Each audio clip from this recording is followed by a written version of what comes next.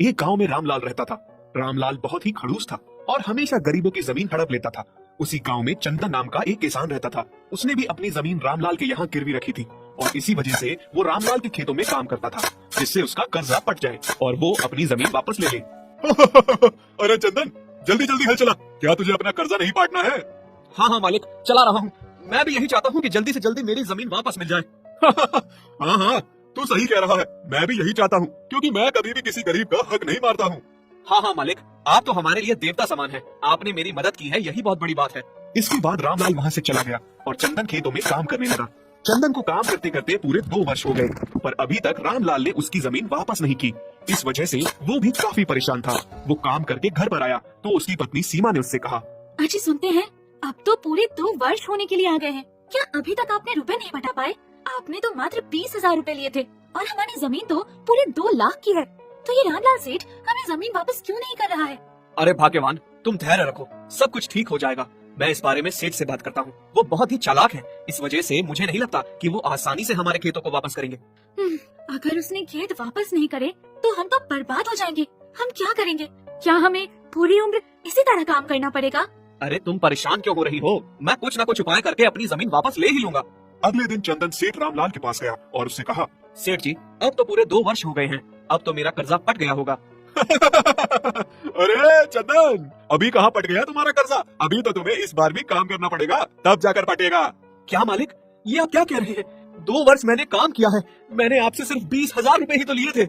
हाँ हाँ, मुझे पता है, मुझे ज्यादा बताने की जरूरत नहीं। मैं जितना कह रहा हूँ उतना ही करो। यदि जमीन वापस चाहिए तो काम तो करना ही पड़ेगा, वरना जाओ अपने घर। ये सुनकर चंदन समझ गया कि अब तो सेठ उसके साथ बेईमानी कर रहा है और उसने एक योजना लगाई। और अगले दिन जब चंदन खेत में काम कर रहा था तो उसने एक चमकीला पत्थर उठाया और सीधा अपने घर पर आ गया। जब ये बात रामलाल को पता चली तो उसने चंदन को बुलाकर कहा, क्यों रे चंदन, तुझे मेरे खेत में से एक पत्थर मिला है और तूने ये बात मुझे बताई भी नहीं। ये तो अच्छा हुआ कि मेरे आदमियों ने मुझे ये बात बता दी। चल ला, मुझे वो पत्थर दे दे। नहीं नहीं मालिक, मुझे कोई पत्थर नहीं मिला है। लगता है आपको कोई गलतफहमी हुई है।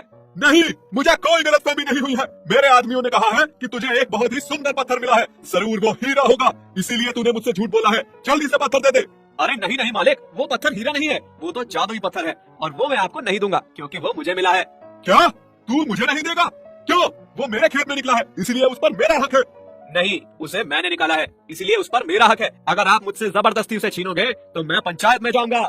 ये सुनकर सेठ रामलाल काफी परेशान हुआ, क्योंकि उसे पता था अगर ये पंचायत में गया तो पत्थर उसी को मिल जाएगा। और उसने चंदन से कहा, अच्छा चंदन, तू तो अपना ही आदमी है, पंचायत में जाने की क्या बात करता है?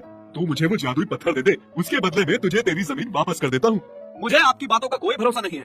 मुझे क्या पता कि आपने जादुई पत्थर लेकर जमीन वापस ना करी तो। अरे नहीं नहीं, मेरी बात पर भरोसा कर। अच्छा तू ऐसा कर, पहले अपने खेत के पेपर ले ले, इसके बाद मुझे वो जादुई पत्थर दे देना, ठीक है? ठीक है, ये हुई ना बात। मैं अभी अपने घर जाकर जादुई पत्थर लेकर आता हूँ, तब तक आप कागज तैयार रखें। और ये कहकर चंदन अपने घर गया और कुछ देर बाद वो चमकता हुआ पत्थर लाया। उसे देखकर सेठ ने चंदन को खेत के कागज वापस कर दिए और फिर चंदन ने रामलाल को वो पत्थर दे दिया और वो घर पर आ गया। मुझे जादुई पत्थर मिल गया, अब तो मैं माला माल हो जाऊंगा। हे जादुई पत्थर, मुझे बहुत सारा सोना चांदी दे दे। पर पत्थर ने उसे कुछ भी नहीं दिया। इस पर सेठ ने फिर से कहा, हे जादुई पत्थर, मुझे बहुत सारा माल दे। जादुई पत्थर दे रे, जल्दी दे, मैं माला माल होना चाहता हूँ, जल्दी दे। पर फिर भी उस पत्थर ने कुछ नहीं किया। इस पर सेठ बहुत ज्यादा गुस्सा हो गया और उसने उस पत्थर को फेंक दिया, जिससे उसके 2 टुकड़े हो गए। इस पर रामलाल चंदन के घर पर गया। तूने मुझे बेवकूफ बनाया, उस जादुई पत्थर ने तो मुझे कुछ भी नहीं दिया। मुझे पता था कि वो आपको कुछ नहीं देगा, क्योंकि वो पत्थर मामूली था। इसलिए मैंने उस पर सोने का पानी चढ़ा दिया, जिससे वो जादुई लगे, क्योंकि मुझे अपने पेपर वापस चाहिए थे। आप मुझे धोखा दे रहे थे और अगर आपने मेरे साथ कुछ भी किया तो मैं पंचायत में चला जाऊंगा। तू मुझे धमकी दे रहा है? तुझे पता नहीं है कि मैं सेठ रामलाल हूँ, मैं कुछ भी कर सकता हूँ। हाँ हाँ मुझे पता है, पर आपको नहीं पता, यदि मैं पंचायत में चला गया तो आपका क्या होगा।